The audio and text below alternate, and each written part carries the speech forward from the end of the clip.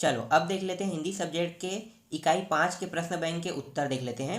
तो इकाई 5 में जितने भी प्रश्न हैं उन सारे प्रश्नों के उत्तर मैं इस वीडियो में आपको प्रोवाइड करा दूंगा। तो चलो शुरू करते हैं। तो सबसे पहले हम देख लेते हैं सही विकल्प चुनकर लिखे देख लेते हैं। तो पहला प्रश्न है, सब बच्चों में ठीक था। तो यहाँ पे आपको लेना है ग ऑप्शन लेना है, बैजू लेना है। सांप निकलने पर डरकर भागे भोलानाथ आकर छिपे। तो यहाँ पे आपको आंसर लेना है मैया के आंचल में लेना है। नाक लगवाने बुलाया गया, मूर्तिकार को बुलाया गया। जॉर्ज पंचम की नाक कहानी में सारा व्यंग केंद्रित है। तो किस पे केंद्रित है? नाक पर। इसके बाद छठवा, हिरोशिमा नामक कविता अज्ञे ने लिखी। ठीक है, ये अज्ञे है, अजय भी आप पढ़ सकते हैं। रेलगाड़ी में बैठे बैठे उन्होंने लिखा। लेखक अपनी अभ्यंतर विश्वता को पहचान पाता है। तो लिखकर पहचान पाता है। बाबूजी पाठ करते थे। तो रामायण का पाठ करते थे, यहाँ पे लेना है।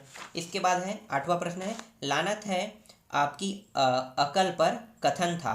तो यहाँ पे आपको आंसर लेना है सभापति का। ठीक है, कथाकार के साथ साथ कमलेश्वर को सफल पाया गया। तो यहाँ पे आपको क लेना है, पत्रकार के रूप में सफल पाया गया। ठीक है, अब देख लेते हैं रिक्त स्थानों की पूर्ति देख लेते हैं। तो इसमें पहला प्रश्न है, आम की फसल में कभी कभी खूब खालिस्तान आती है। तो क्या आती थी? आंधी। ठीक है, आम की फसल जब लगी होती थी तो आंधी बहुत ज़्यादा आती थी। तो यहाँ पे आपको लेना है आंधी लेना है। इसके बाद है कभी कभी खालिस्तान हमसे कुश्ती भी लड़ते हैं। तो बाबूजी यहाँ पे आएगा। ठीक है, बाबूजी कभी कभी हमसे कुश्ती लड़ते हैं। भोलानाथ और उनके साथी खालिस्तान के बिल के पानी उलीचने लगे। तो यहाँ पे चूहो लेना है। ठीक है, इसके बाद है महारानी के सूट की कीमत भारतीय मुद्रा में खालिस्तान थी। तो भारतीय मुद्रा में 5,000 रुपये थी। जॉर्ज पंचम की खालिस्तान की नाक एकाएक गायब हो गई। लाल। ठीक है, तो यहाँ पे आपको लेना है लाल लेना है। लाल पत्थर से बना हुआ था, तो लाल जो है वो लाल की नाक एकाएक गायब हो गई। ठीक है, चलो आगे देखते हैं। हिरोशिमा खालिस्तान में है। तो हिरोशिमा जापान में है। ठीक है, अज्ञे खालिस्तान के विद्यार्थी रहे। तो विज्ञान के विद्यार्थी रहे। अखबारी एक सेकंड है ना, अखबारों में छपा कि जॉर्ज पंचम की मूर्ति पर खालिस्तान नाक लगाई गई। तो जिंदा नाक लगाई गई। ठीक है, यहाँ पे है अज्ञे का जन्म खालिस्तान में हुआ। तो उत्तर प्रदेश में हुआ। इसके बाद है अज्ञे की प्रारंभिक शिक्षा खालिस्तान में हुई। तो जम्मू कश्मीर में हुई।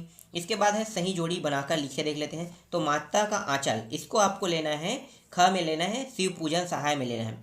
जॉर्ज पंचम की नाक, इसको आपको लेना है कमलेश्वर में लेना है। मैं क्यों लिखता हूँ, इसको आपको लेना है अज्ञेय में लेना है। इसके बाद निबंध है, निबंध को आपको लेना है अंगा में लेना है। मैं क्यों लिखता हूँ लेना है। इसके बाद है कहानी है, कहानी को आपको लेना है च में लेना है। जॉर्ज पंचम की नाक है। छठवा है उपन्यास का अंश है, इसको आपको लेना है माता का अंचल में लेना है। इसके बाद दूसरा देख लेते हैं, इसी में रिक्त स्थान सही जोड़ी मिलाओ में। ठीक है, तो इसमें देखो शिव पूजन सहायक का जन्म।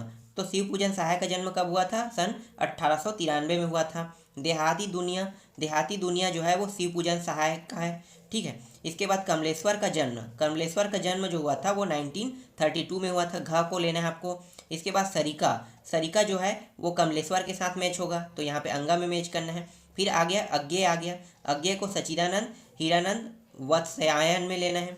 इसके बाद अज्ञे का जन्म, इसको आपको सही जोड़ी मिलाव में लेना है, 1911 में लेना है। अब देख लेते हैं सत्य असत्य देख लेते हैं। तो सत्य असत्य में पहला है तारकेश्वर नाथ ही भोलानाथ थे। ये सत्य है, ये सत्य है, ये सत्य है। हमें मैया की गोद से निकलकर बाबूजी की गोद में शांति मिली। ये सत्य है कि असत्य है? ये असत्य है। गणेश जी के चूहे की रक्षा के लिए शिव का नंदी निकल आया। ये सत्य है कि असत्य? ये असत्य है। सबकी नाकों का नाप लिया पर जॉर्ज पंचम की नाक सबसे छोटी है। ये सत्य है कि असत्य है? ये असत्य है। जॉर्ज पंचम की खोई हुई नाक का नाप उसके मूर्तिकार के पास था। ये सत्य है कि असत्य है? सत्य है। दिल्ली में सिर्फ जॉर्ज पंचम की आंख नहीं थी। ये सत्य है कि असत्य है? ये असत्य है। इसके बाद एक वाक्य में उत्तर देख लेते हैं। ठीक है, तो यहाँ पे मैं शॉर्ट फॉर्म में दिया हूँ, एक शब्द में आप इसे वाक्यों को पूरा कर लेना। ठीक है, चलो देखते हैं। हिंदी का पहला आंचलिक उपन्यास कौन सा माना जाता है? तो यहाँ पे आपको आंसर लेना है देहाती दुनिया, जिसका प्रकाशन हुआ था सन 1926 में हुआ था। नाक किसका घोतक होती है? तो नाक जो है वो इज्जत का घोतक होता है। ठीक है, नाक कटना मतलब इज्जत चले जाना होता है। चलो आगे देखते हैं। इसके बाद बरखा बंद होते ही बाग में क्या क्या नजर आए? तो बहुत सारे बिच्छू नजर आए। तो यहाँ पे आपको लेना है बहुत सारे बिच्छू लेना है। चबूतरे का एक कोना क्या बनता है? तो नाटक घर बनता है। किस एक सेकंड है ना, क्या है, किस पदार्थ के कारण हिरोशिमा के अस्पताल में आहत लोग वर्षों से कष्ट पा रहे हैं? तो वहाँ पे रेडिएशन के कारण हो रहा है। ठीक है, वहाँ पे रेडिएशन, जब हिरोशिमा में बम गिराया गया था, अणु बम, तो आज भी वहाँ पे रेडिएशन आज भी फैला हुआ है। तो उसी समय की बात है, ये तो आज की घटना नहीं है, ये बहुत पहले वाली बात है। तो वहाँ पे रेडिएशन के कारण सब ये हो रहा था। ठीक है, छठवां है, अज्ञे ने हिरोशिमा पर हुए अणु विस्फोट पर कौन सी कविता लिखी? तो विस्फोट पर हिरोशिमा लिखी। ठीक है, अब देख लेते हैं प्रश्नों के उत्तर देख लेते हैं। तो इसमें जितने प्रश्न हैं उन सभी प्रश्नों के उत्तर मैं आपको दे देता हूँ। तो चलो देखते हैं, पहला प्रश्न क्या है। पहला प्रश्न है, भोलानाथ अपने साथियों को देखकर सिसकना क्यों भूल जाता है? तो यहाँ पे आपको आंसर लेना है, भोलानाथ को भी जब साथी बालकों की टोली दिखाई देती तो उनका खेलना कूदना देखकर वह गुरु की ही डांट फटकार तथा अपना सिसकना भूल जाता है और उनके साथ खेलने में मग्न हो जाता है। बच्चों के साथ उसे लगता है कि अब डर भय और किसी तरह की चिंता की आवश्यकता नहीं रही है। यही कारण है कि भोलानाथ अपने साथियों को देखकर सिसकना भूल जाता है। ये इसका आंसर है। ठीक है, इसके बाद देख लेते हैं दूसरा प्रश्न। बच्चे माता पिता के प्रति अपने प्रेम को कैसे अभिव्यक्त करते हैं? तो देखो कैसे अभिव्यक्त करते हैं, यहाँ पे कुछ पॉइंट दिया है, इसको आपको देखना है। ठीक है, तो देखो माता पिता के साथ नाना प्रकार के खेल खेल कर, फिर माता पिता को अपने रोज़मर्रा के खेल और बातों को बताकर, फिर माता पिता की गोद में बैठकर या पीठ पर सवार होकर, फिर यहाँ पे एक और है, माता पिता के साथ रहकर उनसे अपना प्यार व्यक्त करते हैं। तो ये सब क्या है, ये पॉइंट है। ठीक है, तो यही इसका आंसर होगा। तो इस तरह से बच्चे अभिव्यक्त करते हैं। ठीक है, चलो नेक्स्ट प्रश्न देखते हैं। अगला प्रश्न क्या है, माँ बच्चे को किस प्रकार खाना खिलाती है? तो माँ बच्चों को किस प्रकार खाना खिलाती है? तो इसका आंसर क्या लेना है, माँ भोलानाथ को बाबूजी के गोद से लेकर बड़े प्यार से खाना खिलाती थी। वह लेखक को दूध भात सानकर तथा पक्षियों के नाम गिनाकर खाना खिलाती थी। ठीक है, तो इस तरह से क्या कहते हैं, भुलवार कर भटका कर कहते हैं ना, तो इसी तरह से खाना खिलाती थी। चलो आगे देखते हैं। इसके बाद है, चूहों की बिल में पानी उलीचने पर क्या हुआ? तो इसका आंसर क्या लिखना है? तो देखो इसका आंसर हो जाएगा, सभी ने एक टीले पर जाकर चूहों के बिल में पानी उलीचनी शुरू किया। पानी नीचे से ऊपर फेंकना था। यह कार्य करते हुए सभी थक गए थे। तभी उनकी आशा के विपरीत चूहे के स्थान पर सांप निकल आया।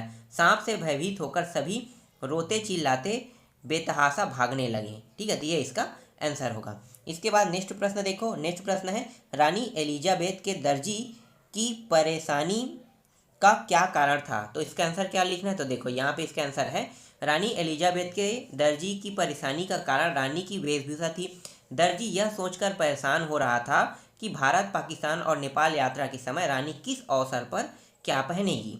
दर्जी की परेशानी तर्कसंगत थी। आगे और लिखा है। ठीक है, तो बस इतना में आप कंप्लीट कर सकते हो। ठीक है, 2 नंबर के हिसाब से मैंने आपको बता दिया है। चलो आगे देखते हैं। एक मिनट है ना, जॉर्ज पंचम की लाट की नाक को पुनः लगाने के लिए मूर्तिकार ने क्या क्या यत्न किए? तो इसका आंसर क्या लेना है? तो देखो इसका आंसर होगा, जॉर्ज पंचम की नाक लगने वाली खबर के दिन पत्रकारों को शायद अपनी बड़ी भूल का एहसास हो गया था। उस दिन केवल एक गुमनाम आदमी की नाक नहीं कटी थी, बल्कि पूरे हिंदुस्तान की नाक कट गई थी। जिन अंग्रेजों से आज़ादी दिलाने के लिए हजारों जिंदगियां कुर्बान हो गई, उसी में से एक की बेजान बूथ की नाक बचाने के लिए हमने अपनी नाक कटवा ली। इसलिए उस दिन शर्म से अखबार वाले चुप थे। ठीक है, तो ये इसका आंसर हो गया। इसके बाद नेक्स्ट प्रश्न देखो, जॉर्ज पंचम की लाट की नाक लगने वाली खबर के दिन अखबार, एक मिनट ना, चुप थे। इसका आंसर तो मैंने अभी बताया था ना, क्या यत्न किए। एक सेकंड, मैंने यहाँ पे 1 मिनट मैंने इसका उत्तर आगे पीछे कर दिया है। ठीक है, चलो ठीक है, इसका आंसर मैं आपको बाद में दे दूंगा, वहीं पर प्रोवाइड करा दूंगा। ठीक है, चलो आगे देखते हैं।